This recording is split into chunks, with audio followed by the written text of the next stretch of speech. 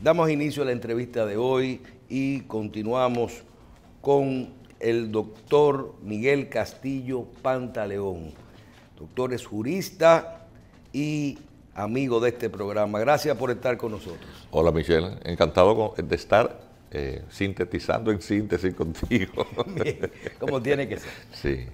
Doctor, hay muchos temas en los que ya cuando un gobierno tiene casi un año ya de ejercicio dentro del contexto de lo que ha ocurrido en el país y en el mundo, yo creo que nosotros pudiéramos tocar diferentes temas con usted, pero vamos a iniciar con el tema de lo que tiene que ver con la parte de la justicia. Si usted tuviera que, iniciando, hacernos una evaluación de cómo usted entiende que se ha manejado la justicia en República Dominicana, si realmente tenemos una justicia independiente y de los procesos que se están llevando a cabo dentro de lo que es la persecución a la corrupción en este momento, ¿qué usted diría?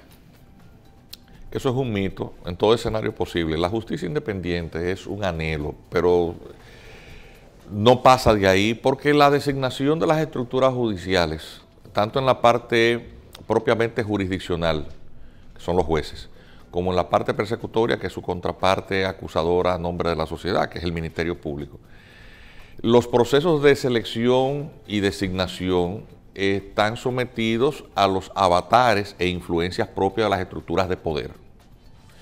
Excepcionalmente puede acontecer que al sistema se le escape algo y haya la posibilidad normativa, procesal, de que esto ocurra.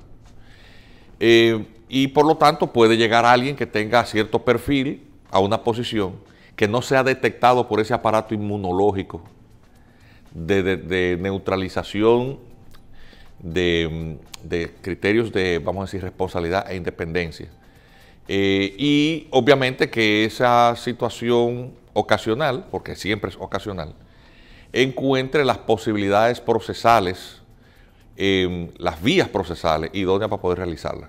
Salvo esa situación que siempre es excepcional, el tema de la justicia independiente es un anhelo, pero no pasa de ahí. Doctor, yo no sé si se entiende lo que yo quiero decir. Es decir, que eso es una chepa. Pero es un anhelo porque todo el mundo sabe que quien nombra el procurador, hemos hablado bastante de eso, pero yo hay temas que le quiero preguntar. Por ejemplo, y temas sencillos.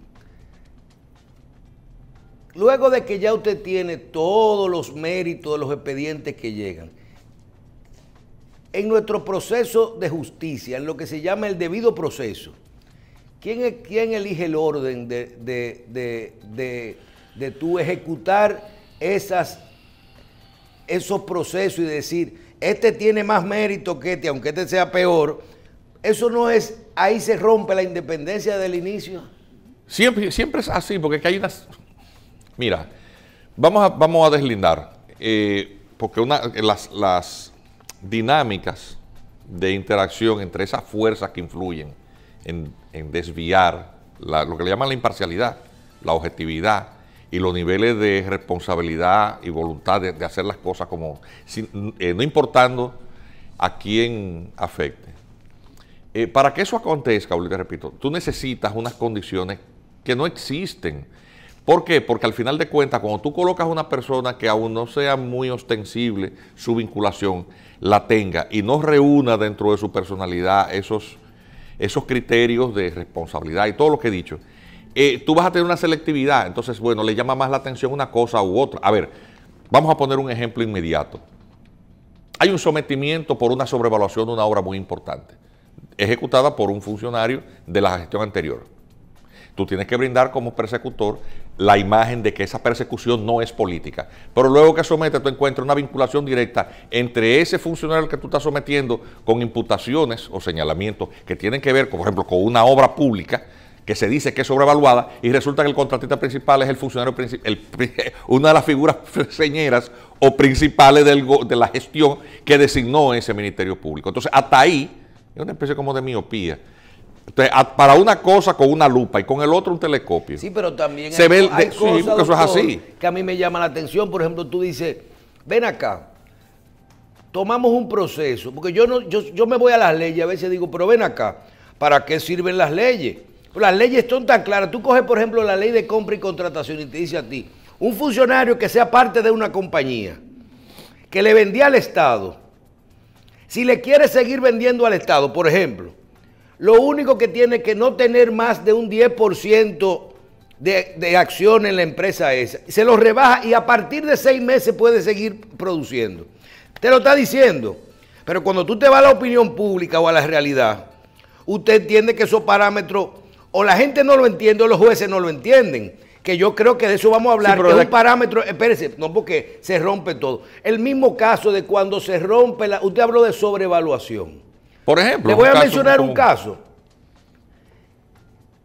Si la Procuraduría General de la República realiza una obra sobrevaluada y hay un proceso de sobrevaluación de esa obra y ese proceso no se concluye y cambia de gobierno y cambia de Procuraduría, vamos a poner, y se acusa de que hay una sobrevaluación en las compras anteriores, en la ejecución de una de las obras anteriores. Si la Procuraduría actual continúa la obra y la continúa con los mismos contratistas, con los mismos contratos y a los mismos precios, ¿eso es continuidad de Estado o eso es complicidad en la corrupción? A ver, porque, es exactamente lo que yo he dicho. ¿O es que injustamente se estaba hablando de sobrevaluación? Mira, para tú colocar en la percepción pública la percepción, la impresión de lo que tú imputas como algo doloso, solo falta su repetición permanente y amplificación a través de los medios de comunicación. Más nada. Ni siquiera tiene que ser cierta. Oye lo que estoy diciendo. No tiene que ser Ni cierta. siquiera. No. A ver, y eso es uno de los graves. Un rumor. Tú solamente tienes que amplificar una versión en la boca de un... A ver, incumplimiento contractual. No hay que ser abogado para saber que el incumplimiento contractual es un tema obligacional, en principio civil. Si hay un aspecto de dolo que tú tienes que demostrar, eso puede eventualmente generar una faceta penal del incumplimiento. Por ejemplo, cuando hay un contrato de depósito, para poner un ejemplo claro, un depósito, y tú no has pagado, por ejemplo, el interés correspondiente previsto. Aquí nos escriben y nos dicen, difama que algo queda. Sí, siempre es así. Siempre es así. Y no pagas el interés correspondiente, el incumplimiento es civil. Puede generar una reclamación sobre lo no pagado. Pero si tú demuestras que lo depositado ha sido distraído por el depositario, luego eso pues, ya tiene otro nombre, se llama abuso de confianza. Además del incumplimiento civil, eso ha generado por el dolo un aspecto penal porque implica una distracción fraudulenta de lo que ha sido confiado y que el depositario está supuesto a devolver bajo las condiciones contractuales X. Pero si tú hablas de incumplimiento y sin ninguna otra explicación dice que se trata de un hecho doloso, el hecho de que tú lo repitas mucho incluso crea una presión por lo mediático, por la percepción generalizada en el juzgador, para, vamos a decir, confirmar o al menos no objetar una imputación que por sí sola carece de sustento desde el punto de vista estrictamente jurídico. A ver, cuando tú acusas a determinado tipo de persona que todo el mundo nos cae mal, ese es un ladrón. ¿Por qué? Porque entró con chancletas y salió rico. Ese es un ladrón, tú lo presumes. Sí, claro. A ese tú lo puedes agarrar y fusilarlo en el Parque Independencia y la gente lo va a celebrar. ¿Es eso jurídicamente lo correcto desde el punto de vista de pureza de justicia? No es lo correcto. Puedes convencer de que se trata de una persecución que satisface los anhelos. Bueno, el morbo y el deseo de vendetta y de retaliación es tanta que termina ahogándonos a todos en ese ruido. Y la gente, nadie quiere ir a defender y denunciar eso, porque entonces se percibe que si lo haces es porque o lo estás defendiendo o lo estás justificando. Entonces, hay también toda una conspiración de silencio, de no hablar de esos temas. Yo personalmente, a mí no me gusta hablar de esos temas. Fíjate, yo no mencionaba el nombre de nadie. No. ¿Por qué? Porque soy un abogado en ejercicio. ¿Y por qué tengo yo que formar? Pero eso no significa que yo justifique lo que está pasando, porque no es justificable. Es decir, yo creo que todo el mundo tiene derecho a un juicio justo. ¿Cuál es la posición? En igualdad y las garantías de derechos fundamentales, de debido proceso, van en beneficio de todo el mundo, aún de los culpables. Es más, en favor de los culpables, para que luego no aleguen y descalifiquen la persecución como algo que es una retaliación o persecución política. Los atropellos no son justificables desde ningún punto de vista. Desde ningún punto de vista. Cuando tú agarras a una persona y la vejas, eso no está bien. Es que no está bien, porque llegaría un momento en que se atropella a un inocente y no podrás condenarlo porque ya lo has legitimado sobre la base de ese discurso de vendetta pública. No puede ser. Doctor, ¿cuál es la posición suya sobre otro tema que a mí personalmente, que no entiendo, que es el de la prisión preventiva? Nosotros vivimos en un país donde siempre nos vamos al punto de fulano está preso por un pollo que se robó y ya tiene qué sé yo cuántos años preso. Bueno, ese es otro tema de justicia, de procesos, de tal vez de abogados, de gente de dinero. Ahora, de cómo se maneja esto. Ahora, independientemente de eso, también entendemos que una persona, hasta que no es culpable, hasta que no se demuestra su culpabilidad, no tiene una sentencia, tiene el derecho de estar en libertad, guardando tanto sus bienes, sin que haya miedo de distracción, pero y sobre todo con procesos que duran tanto, y su libertad plena. Pero sucede que aquí todo es lo mismo. Yo no conozco un juicio de los últimos tiempos en el que tú no veas que un ministerio público no arranque pidiendo prisión preventiva y la pena máxima. Yo no lo entiendo cómo funciona. Entonces, tú dirías, bueno, ese es su rol, pedir esto para que quienes deciden estos procesos evalúen y digan. Entonces, al final del camino, tú tienes un show, un descrédito público, un casco, un chaleco antibalas. ¿Dónde están el grupo de gente de Odebrecht hoy? Los 14 originales y los 6 que quedan en el proceso. ¿Presos o en su casa? No en su casa. Entonces, si al final... Están siendo juzgados. Están siendo juzgados, pero están en su casa. Están en libertad. O sea, pero pasaron por el primer tiempo donde todo el mundo dijo, son culpables, ya se lo llevaron, le hicieron el problema público y tú dices, no estamos discutiendo eso, sino para volver al final a darle su libertad pura. Algunos con un grillete, otros en su casa, otro impedimento de salida. Ahora, ¿cuál es su opinión sobre la prisión preventiva en nuestro país? Mira, la prisión preventiva procesalmente en materia penal es una medida que tiene sus razones de ser. Y los criterios son múltiples. Cuando la persona, el justiciable, estando en libertad, puede comprometer la integridad de las pruebas, cuando puede evadirse, cuando su libertad signifique un peligro potencial, no solamente para comprometer la prueba, sino incluso para un tercero. Para un tercero o alguien que es parte del proceso. Pues obviamente tiene sus razones, o porque la naturaleza particularmente indignante, que produce conmoción del hecho que se le imputa para garantizar ciertos niveles de paz pública y de no turbación de la sociedad, por la propia seguridad del justiciable, sea apropiado colocarlo en una situación bajo control de la autoridad pública, tiene su razón de ser. Es decir, la prisión preventiva tiene sus razones obvias de existir. La pregunta es cuándo debe ser esta obligatoria y cuándo no.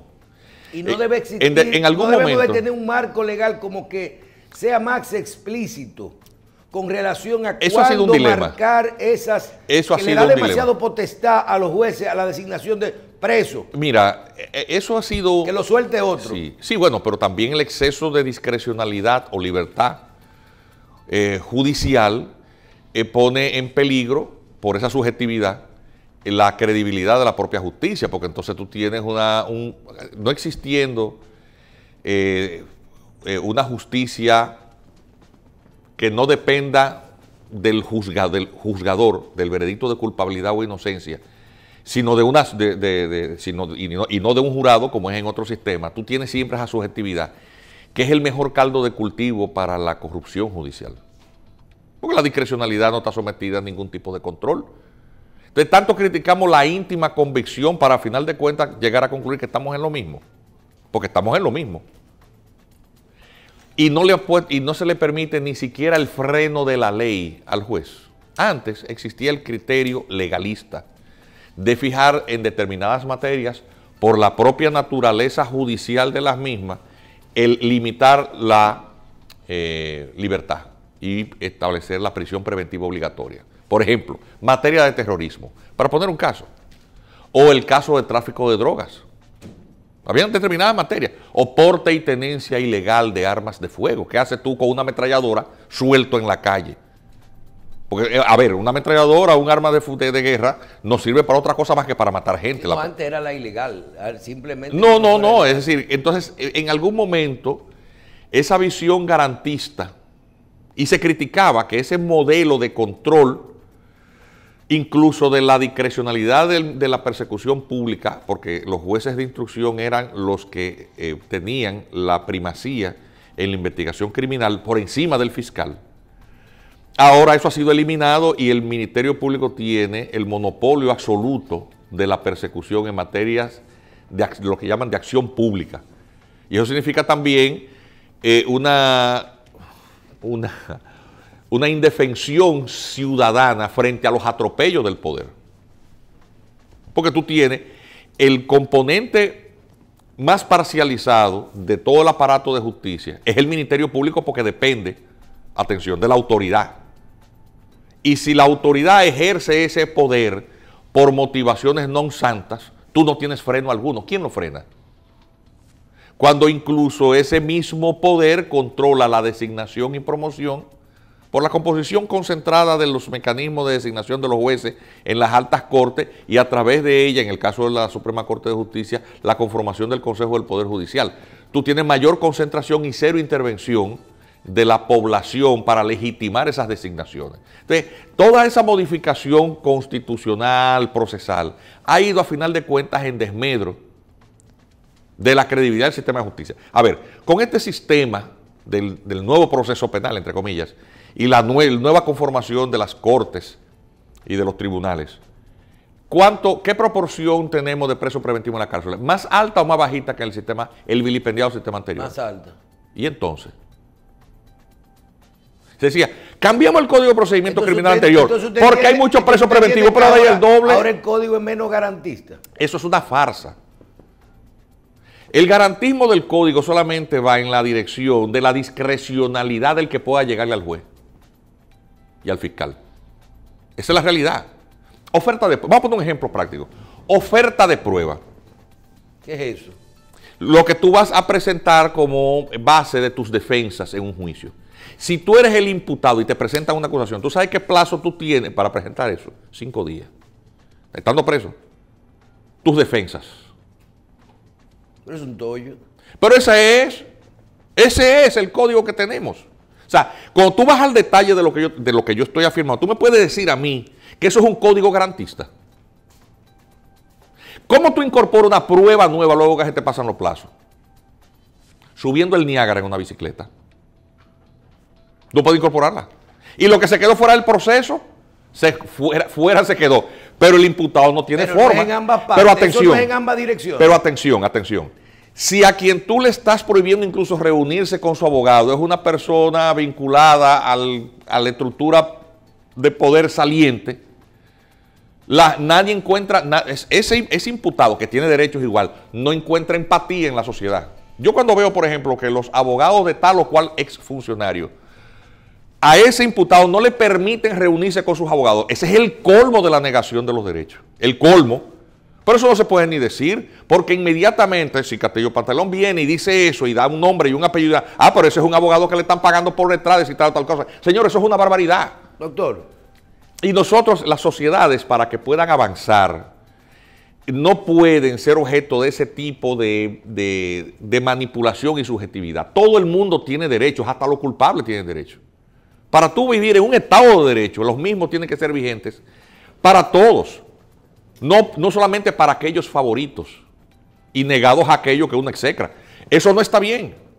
Yo estoy tratando de ser justo y ser objetivo en ese sentido.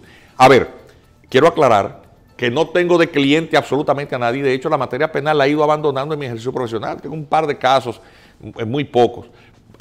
Precisamente porque hasta tratar de ejercer en algunos medios de comunicación, porque uno tiene la desgracia o el privilegio de acceder a ello y que la opinión de uno, pues por lo menos tenga cierto nivel de credibilidad. Hasta para uno mantener esa credibilidad ha tenido que renunciar a esas cosas para que no se le entienda a uno patrocinios ocultos detrás de cada opinión que uno quiere dar. Y eso es una cosa terrible, cuando tú tienes que andarte cuidándote hasta de eso, de no mencionar tal o cual nombre para que no se perciba tal o cual cosa. Porque aquí, en cualquier medio de comunicación, en estos medios alternativos que existen, porque son medios de comunicación al fin, que son las llamadas redes sociales, aquí se le crucifica o se le destruye la reputación a cualquiera. Y eso queda impune, porque por el efecto amplificador de esas cosas, que una vez se riegan, una vez están diseminadas en el espectro, no hay manera de recogerlos, no hay forma. Entonces, todo ese ambiente, esa varaunda de cosas sin sentido, hace que la sociedad pierda al final de cuentas el norte de qué es lo correcto y lo incorrecto y cuáles son las formas apropiadas de corregirlas. Nadie habla de ese tipo de cosas. La reforma procesal penal le pasó eso, todo un ruido alrededor de eso, las escasas voces, nos podemos contar 2 o 3 abogados de la época, que decimos, señores, eso es lo que va a generar un mayor crecimiento de la impunidad, un aumento en la prisión preventiva. O sea, nosotros dijimos 1000 cosas. Todo eso pasó, nadie nos escuchó. ¿Por qué no? A ver, organizaban un foro en un periódico. Yo recuerdo una vez un foro de esos que publican a página completa en el periódico Hoy. Invitan a 7 defensores de la reforma procesal penal y uno solo que tenía una posición disidente. Lógicamente, el que tenía la posición disidente había sido un juez que había demostrado para qué servía la función. Había escrito las únicas anteproyectos de leyes que se convirtieron en leyes que modificaron el código anterior y había escrito la obra de doctrina con la que se estudiaba el procedimiento criminal en el aspecto criminal. Es decir, uno tenía una cierta estatura académica y de trayectoria que parece que se necesitaban 7 gente para refutarlo. Y al final de cuentas, el balance de todos ellos, tú vas a ver, digo, bueno, el tiempo dirá. Y efectivamente el tiempo ha pasado, pero nadie ha recogido las palabras que dijo. Nadie de esos sectores de la sociedad civil que patrocinaron ese código ha tenido la entereza y la honestidad de decir, nos equivocamos. La grandeza.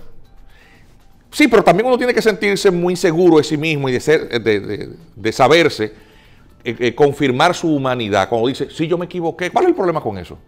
Yo me equivoqué, ok, yo me equivoqué y punto. No tenía la razón. Eso no te hace menos, al contrario, me reafirma en mi condición de humano, porque a la perfección se supone que nada más se aspira en estado de divinidad, y que los seres humanos cuando nos comparemos con ser perfectos es sencillamente una necedad. No, todos estamos supuestos, para reafirmar esa humanidad, a reconocer la falencia y los equívocos, pero de eso no se recuerda a nadie. Y cuando tú ese cemento que se pone duro, la capa de dureza y tiene un grosor tan grande, la memoria se pierde. De eso han pasado 15 años. Y tirando generaciones de nuevos abogados en pensums académicos cada vez más reducidos, con salarios de profesores universitarios cada vez más deprimidos por efecto de la inflación, tú tienes cada vez generaciones de profesionales más ignorantes, que por lo tanto no guardan ni siquiera la memoria histórica de esa experiencia, que es sencillamente desdeñada. No, el nuevo proceso, porque el modelo de antes no servía. ¿Cuánto tiempo tiene graduado? 5 años. ¿Qué sabes tú del antiguo? Tú no sabes de eso. Y como a lo que se acude es a la repetición de todas esas burrundangas, de todas esas paparruchas, pues obviamente cuando tú lo dices, no te entienden. Y eso va acumulándose generacionalmente hasta llegar al punto que tenemos hoy, que tenemos cada vez gente más informada y más bruta. Eso es un gran misterio, no hay, eso es un no tema hay para detalle, filósofos. No, porque es la repetición. ¿Cuál es la fuente de información más abundante cuantitativamente que tiene acceso la persona promedia, la sociedad promedia hipercomunicada? Óyeme, pero de las redes, la que menos capacidad incluso cuantitativa tiene información, el tweet. En 4 líneas tú quieres percibir la realidad y formar tu opinión y ubicar tu lugar en el mundo en base a la superficialidad. Significa la cosificación. Óyeme, la gente se ha vuelto una manada de borregos, en su gran mayoría. La gente no analiza ni repite. Todo significa que para el que tiene cierto nivel de discernimiento y tiene quizás algo de luz que arrojar, hasta para eso hay que tener cuenta, porque cuando tú vienes a ver, hasta eso es malinterpretado. O sea, tiene que mantenerse entonces en un nivel en donde tú no puedes ni decir muchas cosas que la gente no termina entendiendo y con el cuidado suficiente para no ser malinterpretado.